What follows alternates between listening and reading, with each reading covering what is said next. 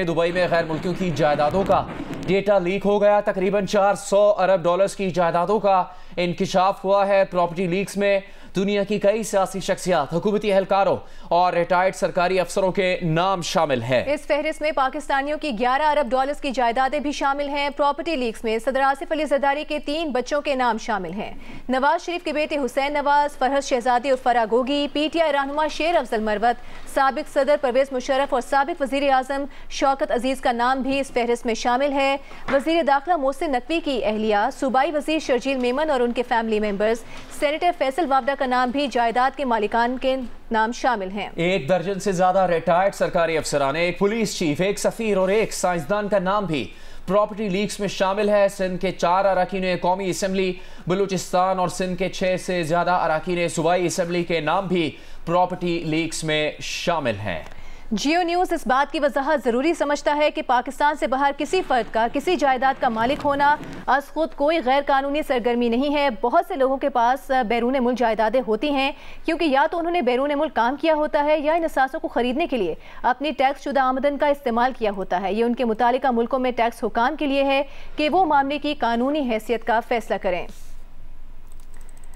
आपको ये भी बताते हैं कि प्रॉपर्टी लीक्स पर दुनिया भर के 58 ममालिक के 74 मीडिया आउटलेट्स के मुतादिद रिपोर्टर्स ने काम किया है। जियो न्यूज़ यहाँ इस बात का जिक्र भी आपके सामने ज़रूरी समझता है कि दुबई इस्लामी दुनिया में तरक्की और जिद्दत की अलामत की हैसियत रखता है। यहाँ के मुतहरक कारोबारी मराकज़ और बिजनेस दोस्त माहौल न सिर्फ लाखों पेशावर और कारोबारी अफराद को अपनी तरफ मुतवज्जे करता है बल्कि सरमाकारी की हौसला अफजाई भी करता है। ताहम किसी भी बड़े आलमी शहर की तरह दुबई के भी अपने चैलेंजेस हैं। हर कम्युनिटी के कुछ लोग ज़ाती फ़ायदे के लिए कवानीन का गलत इस्तेमाल करके निज़ाम का इस्तेहसाल करने की कोशिश करते हैं। जैसे कि हमने आपको बताया कि इस प्रॉपर्टी लीक्स पर दुनिया भर के 58 ममालिक के 74 मीडिया आउटलेट्स के मुतादिद रिपोर्टर्स ने काम किया है। पाकिस्तान से द न्यूज़ के नुमाइंदे उमर चीमा और फ़खर दुरानी इन तहकीकात का हिस्सा थे। उस पर बात करने के लिए हमारे साथ दोनों सहाफ़ी मौजूद हैं। उमर चीमा, बताइएगा कि क्या पस मंज़र है, क्या अहमियत है इन तमाम नामों का इस तरह से सामने आना? देखें जुनेद, एक तो जो प्रॉपर्टी के हवाले से दुबई जो इसके हवाले से खबरें पहले आती रही हैं, लेकिन ये इस लेवल का जो डाटा है और ग्लोबल लेवल पे इन्वेस्टिगेशन है, ये फ़र्स्ट टाइम हो रही है। और इसमें ना सिर्फ जर्नलिस्ट इन्वॉल्व हैं, इसमें एकेडमिक्स भी इन्वॉल्व हैं, प्रोफेसर जो कि टैक्सेशन के हवाले से, जो कि एक इलिसिट फाइनेंसिंग के हवाले से इन चीज़ों पर काम करते हैं, वो अपने अंदाज में इसको स्टडी कर रहे थे। इसमें ये चीज़ फ़र्स्ट टाइम आ रही है। आमतौर पे पाकिस्तानियों के हवाले से बात होती रहती थी, अंदाज़े लगते रहते थे। ये फ़र्स्ट टाइम आ रही है कि जो फॉरेनर्स की प्रॉपर्टीज़ हैं, जो गैर मुल्की हैं, दुबई में प्रॉपर्टी रखते हैं, उसमें पाकिस्तानी दूसरे नंबर पर हैं। और ये जो हमारे पास डाटा आया है, इसमें अगेन ये वो लोग हैं कि जिनके अपने नाम पर प्रॉपर्टीज़ है। कई ऐसे हैं जिनकी कंपनीज़ के ज़रिए उन्होंने प्रॉपर्टीज़ ली हुई है, या जो उनके कोई प्लाजा या टावर्स इस तरह की कोई बिल्डिंग्स के मालिकान हैं, वो अभी इसमें शामिल नहीं है। और ये डाटा जो है, ये इसमें बहुत सारे नाम पहली दफ़ा भी आ रहे हैं। और इसमें एक और खसूसियत है कि हमने इस दफ़ा जो फोकस किया है, पाकिस्तान से कोई 17,000 लोग हैं जो इस डाटा में है, लेकिन हमारा जो फोकस है वो ऐसे लोगों पर था कि जो किसी तरह पॉलिटिकली एक्सपोज पर्सन है, जिसमें सियासतदान भी आते हैं, उनके साथ वाबस्ता अफराद भी आते हैं, या ब्यूरोक्रेट्स हैं वो आते हैं, या ऐसे लोग जो कि मुख्तलिफ़ केसेस में उन पर पाबंदियाँ लगीं, या वो करप्शन या मनी लॉन्ड्रिंग में मुलव्वस पाए गए या उसके मुल्ज़म ठहरे। तो ऐसे लोगों पर हमने फोकस किया है कि किस तरीके से वो पैसे का इस्तेमाल कर रहे हैं जो उन्होंने बनाया, नाजायज़ या जिस तरीके से भी बनाया। और इसमें कई ऐसे भी लोग हैं कि जिनकी अपनी वजूहात भी हैं और उनकी एक लेजिटिमेट सोर्स ऑफ इनकम भी है। कोई ज़रूरी नहीं कि सब जो हैं उन्होंने कोई गलत पैसे से कोई उधर को प्रॉपर्टीज़ बनाई हुई। फ़खर दुरानी, बहुत बड़े पैमाने पर इस पर काम किया गया है। जिस तरह से तफसील सामने आई कि 58 मुल्कों के 74 मीडिया आउटलेट्स के बेशुमार रिपोर्टर्स ने इस पर काम किया है, उसकी कुछ तफसील उमर ने बताई। बहुत बड़ा फिगर है, 400 अरब डॉलर। इतनी बड़ी रकम है कि कई बड़े बड़े ममालिक के फॉरेन रिजर्व्स इस हद तक होते हैं। तो अब क्या इससे असर पड़ेगा इस सारी तफसील के सामने आने के बाद? जुनेद, देखें, जो सबसे पहले तो ये जिस तरह आपने बताया कि 400 अरब रुपए की जो प्रॉपर्टीज़ हैं वर्ल्ड वाइड, जो मुख्तलिफ दुनिया के ममालिक हैं उनके शहरियों की प्रॉपर्टीज़ हैं यूएई में। मैं अगर सिर्फ इसको फोकस करूं पाकिस्तान के ऊपर, तो पाकिस्तान का भी अगर ये फिगर देखा जाए तो वो बहुत बड़ा है। 11 अरब डॉलर के करीब जो है वो तकरीबन पाकिस्तानियों की जो है वो प्रॉपर्टीज़ हैं वहाँ पे 17,000 के करीब, जो 24,000 या 23,000 प्रॉपर्टीज़ हैं। तो अगर इसको पाकिस्तान की जो मौजूदा इकनॉमिक सिचुएशन है उसके कॉन्टेक्स्ट में भी देखा जाए तो ये एक बहुत बड़ी एक सिग्निफिकेंट अमाउंट है जो पाकिस्तानियों की वहाँ पे प्रॉपर्टीज़ वहाँ पे ओन करते हैं। और ग्लोबली भी देखा जाए तो ये एक 400 अरब रुपए की जो प्रॉपर्टीज़ के हवाले से जिस तरह आप कह रहे हैं, वाकई इसमें नो डाउट कि ये एक सिग्निफिकेंट वो है। इन प्रॉपर्टी लीक्स के हवाले से जो डेटा मुरतब किया गया है पाकिस्तान से मुतालिक जो मालूमात है उस पर फ़खर दुर्रानी और उमर चीमा दी न्यूज़ के सहाफ़ी इन्होंने काम किया, वो हमारे साथ इस बुलेटिन में खुसूसी तौर पर वीडियो लिंक पर मौजूद हैं। इस दौरान आपको ये भी बता दें कि chairman peoples party Bilawal Bhutto Zardari के तर्जुमान ने प्रॉपर्टी लीक्स पर रद्दअमल में कहा कि बिलावल भुट्टो जरदारी और बीबी आसिफा के तमाम मुल्की और गैर मुल्की असासे इलेक्शन कमीशन और FBI में डिक्लेयर्ड है। सबको पता है कि बिलावल भुट्टो जरदारी और बीबी आसिफा ने जलावतनी में परवरिश पाई है। शहीद बीबी की जलावतनी के दौरान बिलावल और बीबी आसिफा इन अमलाक में रिहाइश पजीर रहे थे। बेनज़ीर भुट्टो की शहादत के बाद दुबई की अमलाक उनकी औलाद को विरासत में मिली। तर्जुमान ने मजीद कहा है कि बिलावल भुट्टो बीबी आसिफा के तमाम असासों की तफसीलात इलेक्शन कमीशन की वेबसाइट पर शाया की जाती हैं। बिलावल भुट्टो और बीबी आसिफा की दुबई की अमलाक की तफसीलात पहले से पब्लिक हैं और प्रॉपर्टी लीक्स की खबर में कुछ नया नहीं है, ना ही गैर कानूनी है। तर्जुमान का यह भी कहना है कि बज़ाहिर ये खबर है, ना कोई स्कैंडल, बदनीयती पर मबनी किसी भी कार्रवाई को मुतालिका फोरम्स पर चैलेंज किया जाएगा। गैर मुल्कों की जायदादों का डेटा लीक हुआ है। 400 अरब डॉलर्स की जायदादों का ये इंकशाफ, जिसकी तफसील जियो न्यूज़ आपके सामने रख रहा है। उमर चीमा, फ़खर दुरानी हमारे साथ मौजूद है। उमर, जैसे फ़खर ने कहा कि पाकिस्तान के लिए भी बहुत अहमियत है और जो पाकिस्तान के हवाले से आदादो शुमार हैं वो भी इतने हैं कि कुछ वक्त पहले पाकिस्तान के ज़र मुबादला के ज़खायर इससे कम थे। तो ये सवाल आता है कि पता लग सका है कि कौन सी जायदादें हैं जो टैक्स अदा करके ख़रीदी गई हैं, जायज़ ज़रिए से ख़रीदी गई हैं और उन पर कोई एतराज़ नहीं किया जा सकता? देखिए, ये तो उन लोगों पर डिपेंड करता है। मेरे ख्याल है कि हमने जितने लोगों को अभी तक मौक़िफ़ के लिए रब्ता किया है उसमें से सबसे जो एक जामे जवाब आया वो जनरल बाजवा के बेटे की तरफ से आया है कि उनकी उधर प्रॉपर्टी है और उन्होंने ना सिर्फ कि उसकी वजाहत की बल्कि उन्होंने सारा मेरे ख्याल कुछ 70 सफ़े का मनी ट्रेल भी भेजा कि हमारे पैसे किस तरह गए।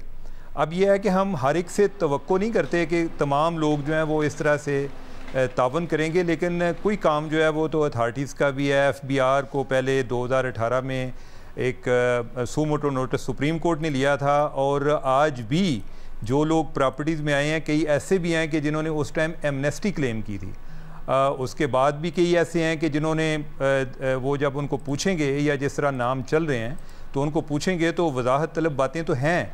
उसमें बहुत सारे लोग हैं कि जिनके मामलात पर सवालिया निशान भी हैं, लेकिन ऐसे भी हैं कि जो इसको बड़ा प्राउडली क्लेम भी करते हैं। वो कहते हैं कि हमने एक बैंकिंग चैनल के ज़रिए अपनी जो सारा पैसा जो भी था, मसलन ये जो IG कश्मीर हैं ताजिक सुहेल हबीब सुहेल, वो कोई पहले UN में भी कोई डेपुटेशन पे रहे हैं, तो उनका हमें ये मौक़िफ़ आया कि मेरे पास जो पैसे उस टाइम मैंने सैलरी ली थी। तो उमर चीमा, फ़खर दुरानी हमारे साथ हैं, दी न्यूज़ के तहकीकाती सहाफ़त करने वाले 2 सीनियर रिपोर्टर्स। इन्होंने इन प्रॉपर्टी लीक्स पर काम किया है। प्रॉपर्टी लीक्स पर रद्दअमल में जनरल रिटायर्ड शफ़ातुल्लाह शाह ने OCCRP को जायदाद की मिल्कियत की तस्दीक की और कहा कि उनकी बैरून मुल्क जायदादें पाकिस्तान में टैक्स अथॉरिटीज़ के सामने डिक्लेयर्ड हैं। इसके साथ साथ दर्जन भर retired army generals, 2 retired air vice marshals, 1 हाजिर service IG police, national bank के साबिक सदर और ब्यूरोक्रेट्स के भी दुबई के पॉश इलाकों में जायदादें निकल आई हैं। इन प्रॉपर्टी लीक्स में इंकशाफात सामने आए हैं। प्रॉपर्टी लीक्स के डेटा के मुताबिक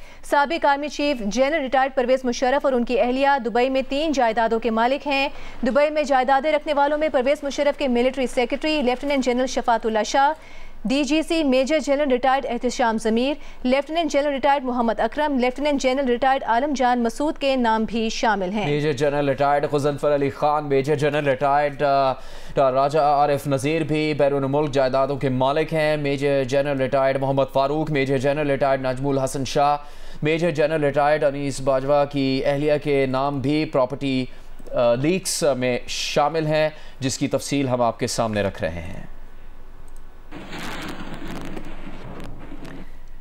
प्रॉपर्टी लीक्स में रद्दअमल में जनरल रिटायर्ड शफातुल्लाह शाह ने OCCRP को जायदाद की मिल्कियत की तस्दीक की और कहा कि उनकी बैरून मुल्क जायदादें पाकिस्तान में टैक्स अथॉरिटीज़ के सामने डिक्लेयर्ड हैं। आज़ाद कश्मीर के IG पुलिस डॉक्टर सुहेल हबीब ताजिक दुबई में जायदाद की तस्दीक उन्होंने की है और कहा है कि उन्होंने ये जायदाद 2002 में उस वक्त खरीदी थी जब वो अक़वाम मुत्तहिदा में काम कर रहे थे। डॉक्टर सुहेल ताजिक ने बताया कि उनकी तनख्वाह $10,000 थी। उन्होंने रकम UN बैंक से दुबई कानूनी ट्रांजैक्शन के जरिए से ट्रांसफ़र की और अपनी जायदाद को अपने असासों में जाहिर कर रखा है, जिसका वो फ़ख्रिया जिक्र भी करते हैं।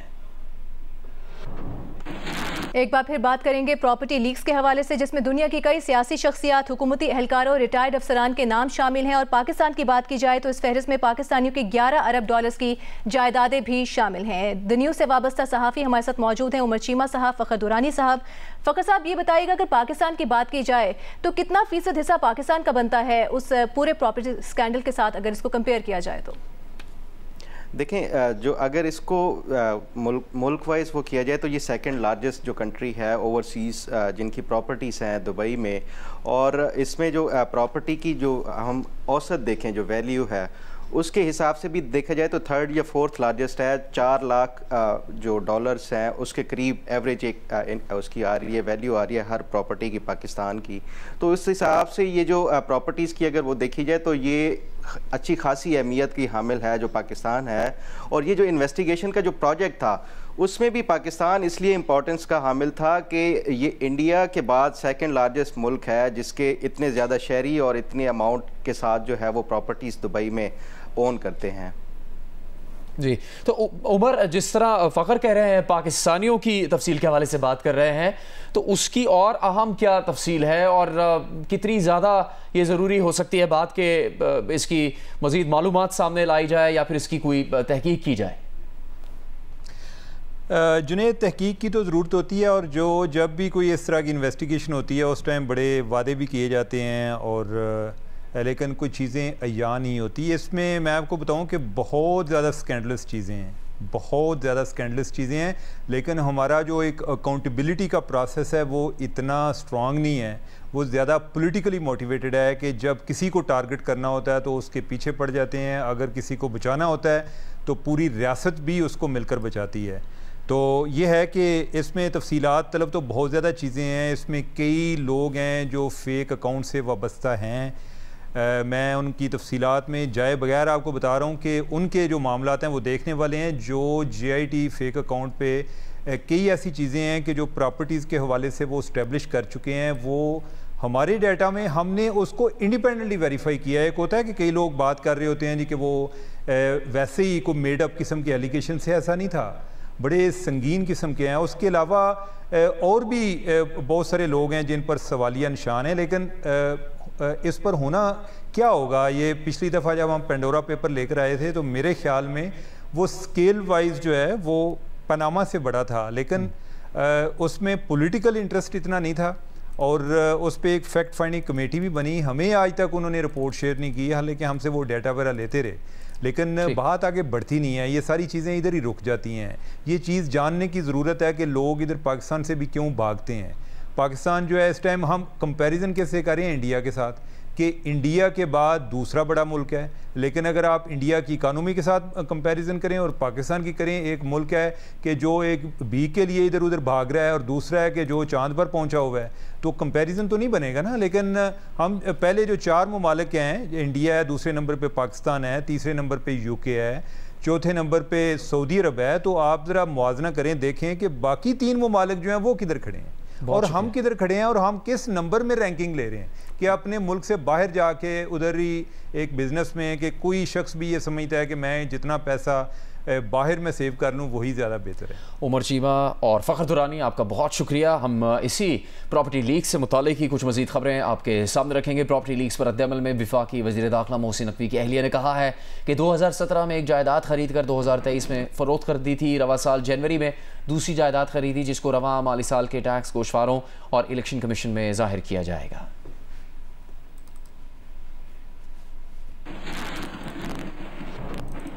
पीपल्स पार्टी के रहनुमा सिंध के सीनियर वज़ीर शर्जील इनाम मेमन ने प्रॉपर्टी लीक्स पर रद्द-ए-अमल में कहा है कि उनके असासाजात पहले से ही डिक्लेयर्ड और अवाम के इल्म में हैं। इलेक्शन कमीशन और टैक्स हुकाम के पास जमा मालूमात को सनसनीखेज बनाकर पेश किया जा रहा है। जिन जायदादों का तस्करा किया जा रहा है वो पहले ही इलेक्शन कमीशन और मुतालिका टैक्स अथॉरिटीज में डिक्लेयर्ड हैं। शर्जील इनाम मेमन ने कहा कि वो हर साल असासाजात और जायदाद की डिक्लेरेशन में तफसीलात जमा करवाते हैं। ये कोई नई बात नहीं, पहले से सब कुछ अवाम के इल्म में है।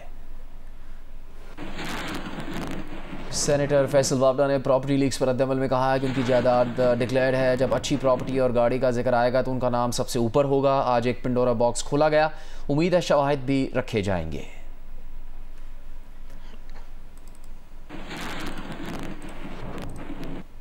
यहाँ जियो न्यूज़ इस बात की वजाहत ज़रूरी समझता है कि पाकिस्तान से बाहर किसी फ़र्द का किसी जायदाद का मालिक होना आज खुद कोई गैर कानूनी सरगर्मी नहीं है।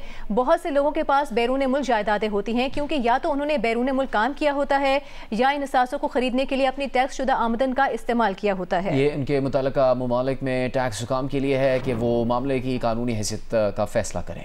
इस्लामाबाद हाई कोर्ट के जस्टिस बाबर सत्तार ने चीफ जस्टिस आमिर फारूक को खत भेजा है जिसमें कहा गया है कि ऑडियो लीक्स केस में उन्हें पैगाम दिया गया है कि पीछे हट जाएं। जस्टिस बाबर सत्तार ने कहा कि उन्हें सिक्योरिटी इस्टेब्लिशमेंट के टॉप ऑफिशियल का पैगाम मिला है कि पीछे हट जाएं। जस्टिस बाबर सत्तार ने इस खत में मजीद कहा है कि उन्हें पैगाम दिया गया सर्विलेंस के तरीक़ेकार की स्क्रूटनी से पीछे हट जाओ और उन्होंने ऐसे धमकी आमेज हरबे पर कोई तवज्जो नहीं दी है।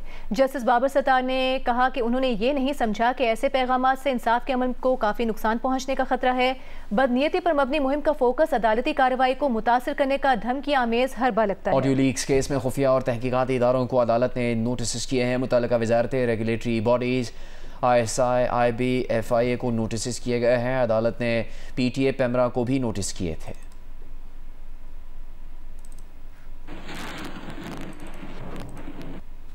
Attorney general of Pakistan Mansoor Usman Awan ने कहा है कि सिक्योरिटी एस्टेब्लिशमेंट के किसी फर्द ने अदलिया से बराह रास्त राबता नहीं किया। जस्टिस बाबर सत्तार के खत से मुतालिक बयान देते हुए अटॉर्नी जनरल ने कहा कि अदलिया से जो राबता भी किया गया है वो अटॉर्नी जनरल के दफ्तर के जरिए किया गया है।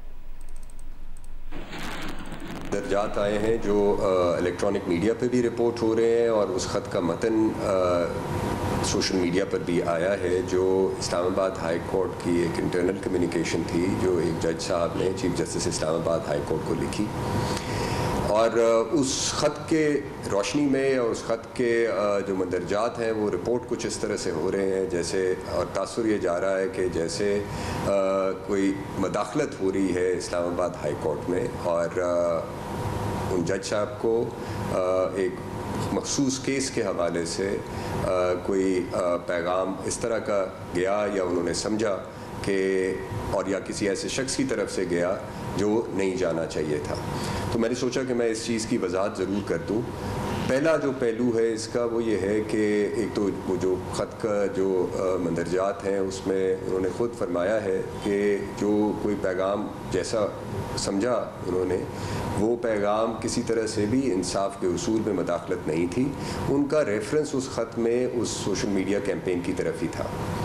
बहरहाल चूँकि एक बात है और अब मीडिया पे चली गई है तो इसलिए मैं एज़ बहैसियत अटॉर्नी जनरल बहैसियत प्रिंसिपल लॉ ऑफिसर इस मुल्क के ये ज़रूरी मैंने समझा कि इसकी वजाहत अभी कर दी जाए। ना हुकूमत ना कोई और रियासती इदारा किसी भी तरह से अदलिया के या किसी अदलिया के जो उनका काम है जो उनके आइनी फ़राइज़ हैं उसमें मदाखलत ना कर सकता है ना करता है। और ये तासुर जो है इसकी मैं पुरज़ोर तरीके से इसकी नफ़ी करता हूँ और मैं ये जो मीडिया से भी मेरी दरख्वास्त होगी कि वो जो ख़त है अब चूँकि वो है सोशल मीडिया पे तो उसके मतन पर ज़रा गौर फरमा लें और ये देख लें कि उन्होंने किस चीज़ को कहा है कि वो इंसाफ के फरहमी में रुकावट थी। जो कोई मैसेज कहीं से भी कोई कम्युनिकेट हुआ हो और मैं इस चीज़ पे तो मैं और वजाहत कर दूँ कि मेरी मालूमात के मुताबिक किसी भी सिक्योरिटी इस्टेब्लिशमेंट के ऑफिसर ने कोई किसी किस्म का बराह रास्त ना रब्ता किया है और ना वो करते हैं ना कर सकते हैं। सो वो रब्ता जो था वो अटॉर्नी जनरल ऑफिस हो या के थ्रू हुआ और वो इस हद तक हुआ कि जो ऐसी हसास किस्म की जो मालूमात है वो इन कैमरा की जाए, वो बराह रास्त उनके गोश गुजार की जाए और यहाँ तक ही बस जो थी वो दरख्वास्त थी।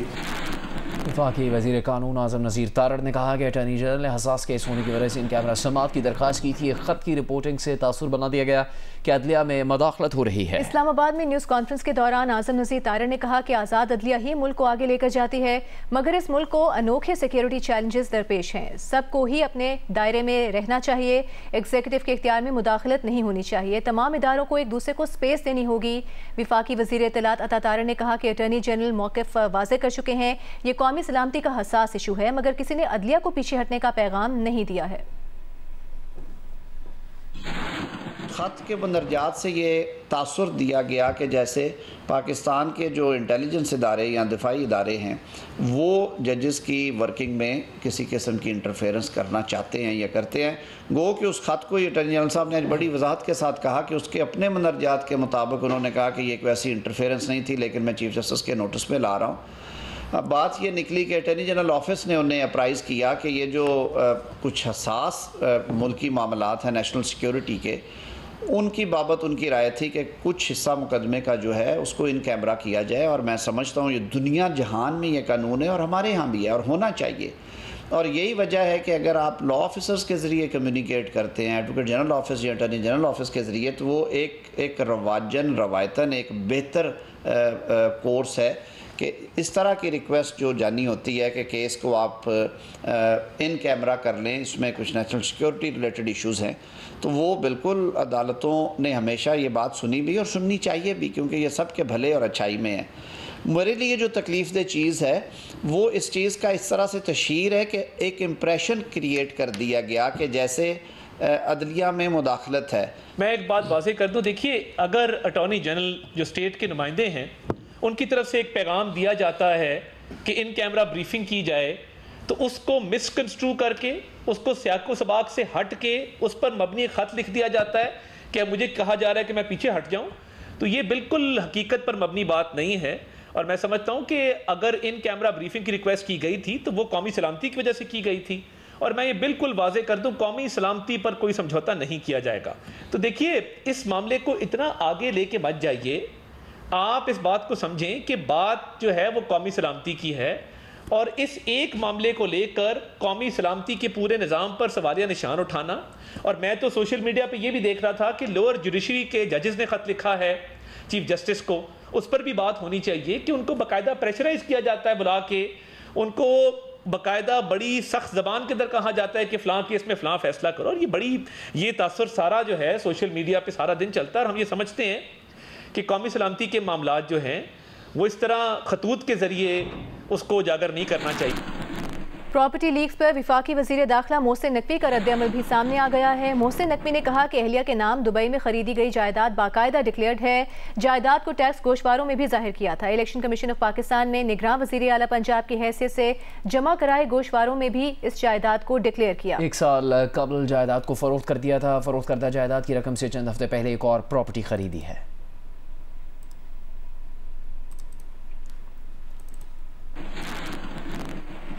प्रॉपर्टी लीक्स पर शेर अफजल मरवत ने रद्द-ए-अमल में कहा कि वो दुबई में अपार्टमेंट के मालिक हैं। दुबई में प्रॉपर्टी FBR इलेक्शन कमीशन में 6 साल से डिक्लेयर्ड है। बैरून मुल्क प्रॉपर्टी की तस्दीक FBR इलेक्शन कमीशन से की जा सकती है।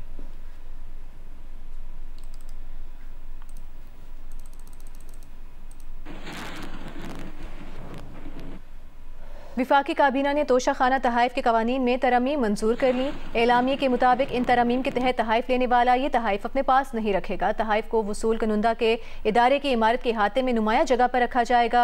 शील्ड्स, सोवेनियर्स और दीगर तहाइफ का बाकायदा रिकॉर्ड रखा जाएगा। तहाइफ का तखमीना लगाने वाले निजी शोबे के माहिर का एजाजिया बढ़ाने का फैसला किया गया है। इससे पहले PDM हुकूमत में वफाकी काबीना ने तोशा खाना पॉलिसी 2023 की मंजूरी दी थी, जिसके तहत सदर, वज़ीर आज़म और काबीना अरकान पर $300 से ज़्यादा मालियत का तोहफ़ा वसूल करने पर पाबंदी आयद की गई थी। $300 से कम का तोहफ़ा मुरवजा तरीक़ेकार के तहत रकम अदा करके हासिल किया जा सकता है।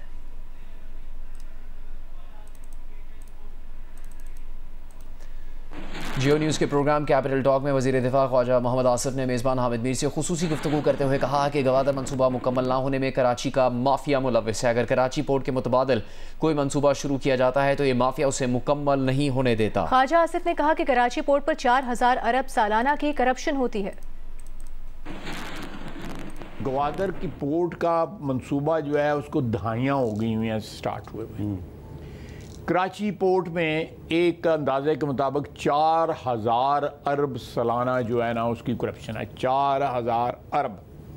ये सारे जो माफिया जहाँ जहाँ बैठे हुए हैं, कोई ऑल्टरनेट अगर कोई प्रोजेक्ट स्टार्ट होता है उसको बंद करवाने की कोशिश करते हैं। अच्छा, 4000 अरब रुपए की सालाना जो है, बिल्कुल आप वेरीफाई कर लीजिएगा, वेरीफाई करने तो आप कह रहे हैं कराची का जो माफिया है ये ग्वादर पोर्ट को नहीं चलने दे रहा। क्यों क्यों क्यों नहीं ग्वादर पोर्ट कंप्लीट हो रही आज तक? क्यों नहीं कंप्लीट हो रही? कोई कहीं से अटैक आ जाता है, कहीं दहशतगर्दी आती है।